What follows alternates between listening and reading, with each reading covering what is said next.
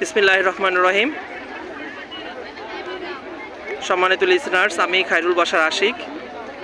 এই মুহূর্তে দাঁড়িয়ে আছি মুসলিম উম্মার জন্য অন্যতম গুরুত্বপূর্ণ একটি জায়গা, কুবা মসজিদে। কুবা মসজিদ মদিনার মসজিদে নববী থেকে অল্প কিছুটা দূরে অবস্থিত। এই কুবা মসজিদটি মুসলিম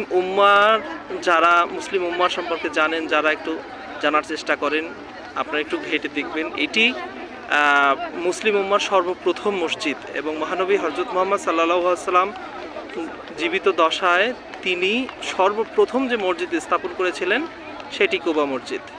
আমরা আজ এখানে আছি। কুবা মসজিদ মুসলিম উম্মার জন্য অন্যতম গুরুত্ববহ একটি মসজিদ। আর আমরা জেনেছি যে হযরত মুহাম্মদ সাল্লাল্লাহু আলাইহি সাল্লাম জীবিত থাকাকালীন অবস্থায় প্রতিদিন ফজরের নামাজের পর হয়তোবা হেঁটে নয়তোবা উটের সওয়ারি হয়ে তিনি কুবা মসজিদ আসতেন, এসেই 2 রাকাত নামাজ আদায় করতেন। এবং তিনি যখন মদিনা মনোয়ারা পুরোপুরি প্রতিষ্ঠিত হলো, তারপর থেকে প্রতিদিন না হলেও অন্তত শনিবার তিনি এই কুবা মসজিদে আসতেন এবং এখানে এসেই 2 রাকাত নামাজ আদায় করতেন।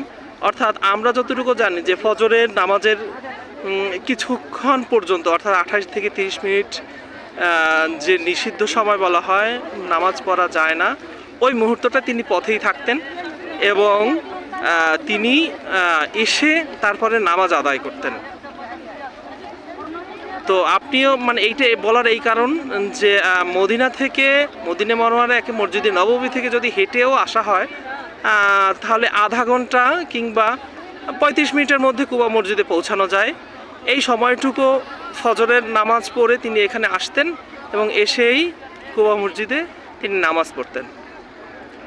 ধন্যবাদ সকলকে।